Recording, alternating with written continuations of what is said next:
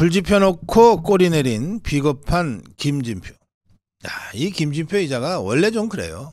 원래 좀 그런데 참 찌질하기 짝이 없는 자네요. 자, 이 문제 좀 살펴보겠습니다.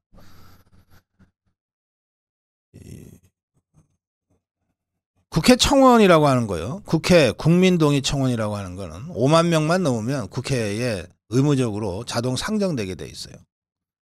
그래 어떤 자가 윤석열 대통령 탄핵 절차를 시작해달라고 국민동의 청원을 했어요. 5만 명이 넘었어요. 그러면 더 이상 동의할 이유가 없는 건데 이것들이 재미를 붙였는지 뭐 개딸들이 조직적으로 움직이고 있다고 저는 느낍니다. 청원을 50만 명을 돌파했다는 거예요. 그러면서 100만 명 돌파하자고 지금 불을 지피고 있습니다.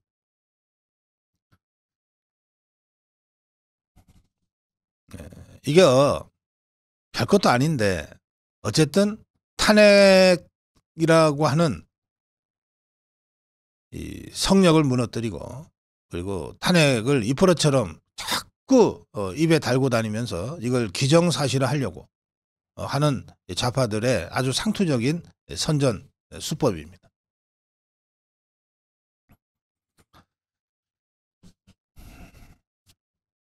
그런데 이 와중에 이 탄핵이라고 하는 게 8년 전에 박근혜 대통령 탄핵 때도 보면 사실은 별것도 아닌데 아주 국민들의 감정선을 건드리는 그리고 사실도 아닌 이런 얘기들을 아니면 말고식으로 툭툭 던져서 먹히면은 그걸 갖고 끝까지 가는 거예요. 이를테면 세월호 7시간 같은 게 그런 겁니다. 처음에 세월호 7시간을 슬쩍 얘기하면서 세월호 참사 때 박근혜가 뭐 구술했다더라, 어디 누구를 만나고 있었다더라, 밀회를, 이건 정말 택도 없는 얘기였는데, 근데 이게 좀 먹히는 것 같으니까 화력을 그쪽에다 집중을 하더라고요.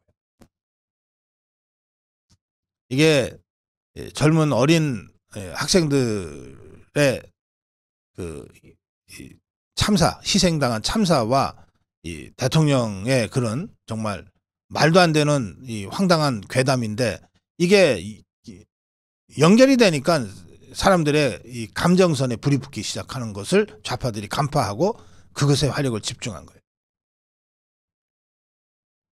지금 이 김진태가 회고록에서 불쑥 질른 것도 바로 그런 겁니다. 김진표가 이태원 할로윈 참사인데 거기 어쨌든 젊은 청년들이 많이 희생이 됐잖아요. 그거 하고 이 대통령의 발언을 쓱 갖다 대가지고 그 국민 감정선에 불을 당겨서 붙으면 좋고 아니면 말고 지금 이렇게 하고 있어요.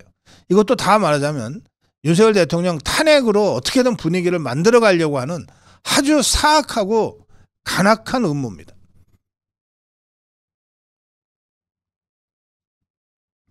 이렇게 되니까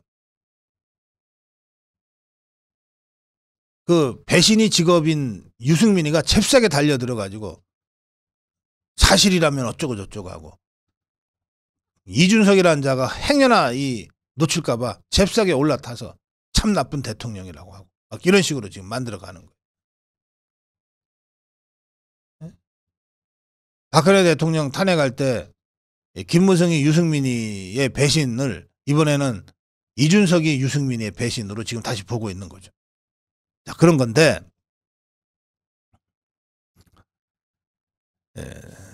대통령실은 이 김진표의 이 회고록 내용이 알려진 직후에 아주 강력한 입장을 견지했어요. 대통령이 직접 나설 일도 아니고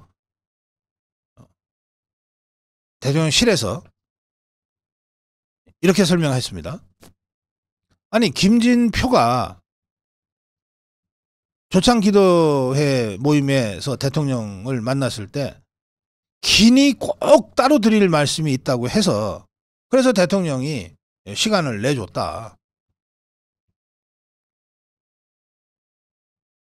그 자리에서 무슨 얘기를 했는지는 모르겠지만 이 얘기 때문에 만난 건 아닐 텐데 그래 놓고 지금 그 자리에서 있었던 얘기를 이렇게 식으로 꺼내드는 것은 이게 도대체 국가 원로로서 할 행동이냐. 참으로 민주당스럽다. 뭐 이렇게 이제 비판하면서 김진표가 회고록에 쓴 내용은 우선 사실이 전혀 아니다. 교묘하게 왜곡해서 대통령을 공격하고 있는 거다. 이제 대통령실은 이제 그런 입장을 발표했어요. 이제 이틀 지났죠. 김진표가 꼬리를 내렸어요. 그것도 잽싸게 꼬리를 내렸어요. 그렇지만 이미 이 이태원 참사라고 하는 이 사건이 윤석열 대통령 탄핵이라고 하는 이 좌파들이 조성하고 싶어 하는 이 분위기에 불을 당겨버린 것은 사실이에요. 그러니까 그야말로 치고 빠지기를 한 거죠. 김진표가. 자, 이자가 그래 놓고 페북에다가 이렇게 썼어요. 제 의도와 달리 사회적 논란이 되고 있어 매우 유감스럽게 생각한다.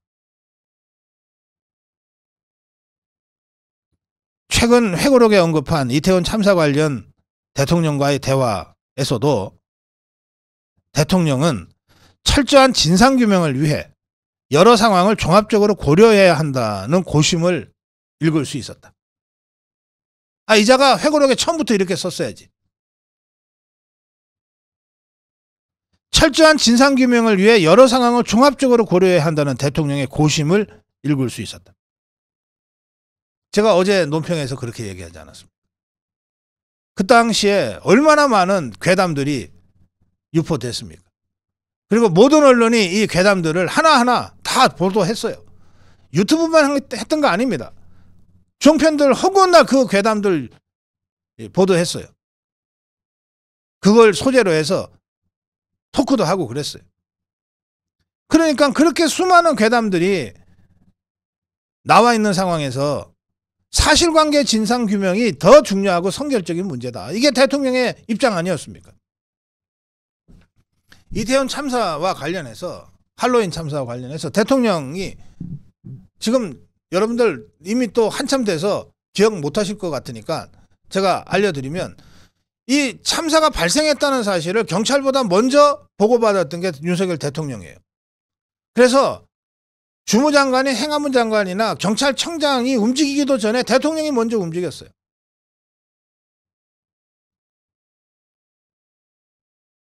그리고 국가 애도기간 일주일을 대통령이 먼저 선포했어요. 그 국가 애도기간 내내 대통령이 추모하고 헌화했어요.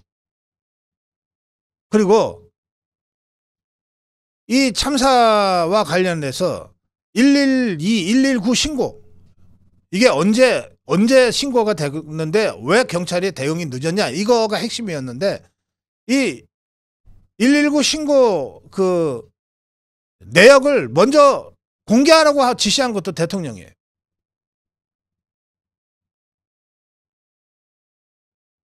그리고 그 당시에 있었던 수많은 그 루머, 괴담 이런 것들을 신속하게 사실관계를 조사하고 수사하고 아니면 아닌 것으로 국민들한테 알려서 혼란이 없도록 하라. 그래서 수사가 이루어졌잖아요. 수사본부가 구성이 되고 수사가 이루어졌어요. 수사가 이루어져서 사고는 원인은 뭐고 그 경과는 어땠고 그 과정에서 경찰의 대응 또 용산구청의 대응은 적절했는지 여부가 다 밝혀졌고 재판이 다 진행이 됐어요. 그렇게 해서 사법적 책임을 져야 될 자들은 지금 사법적 책임을 지고 있고 행정적 처분을 받아야 될 자들은 행정처분을 받았고 그다음에 법제도적으로 보완이 돼야 될 부분들은 법제도 개정 보완 작업에 들어가 있고 그렇습니다. 그런데 그거를 선 진상규명 후 조치라고 하는 이 기본 원칙을 좌파들이 지키지 않고 이상민 행안부 장관 탄핵부터 했잖아요. 그래서 이상민 160여일 동안이나 직무 정지된 상태였어요. 그러니까 지금 김진표 이자가 한 말은, 페북에다가 다시 쓴 말은 뭐냐? 당시 수많은 괴담과 이 가짜뉴스들이 횡행하는 이 상황에서 대통령은 철저한 진상규명을 위해 여러 상황을 종합적으로 고려해야 한다는 고심을 읽을 수 있었다. 대통령의 발언은 그런 고심이었다. 이렇게 지가 뒤늦게 쓴 거예요. 그야말로 불 지펴놓고, 불 질러놓고 불리해질 것 같으니까 지는 잽싸게 꼬리 내리고 도망가고 있는 거죠. 그러면서 이자가 마지막으로 또 이렇게 써요. 저는 평소 의사정원 확대나 저출생 문제 등 국가 현안에 대한 대통령의 소신과 추진력을 높이 평가해왔다. 이게 무슨 봉창 두드리는 소리인지. 원래 김진표라는 자가 이런 자입니다.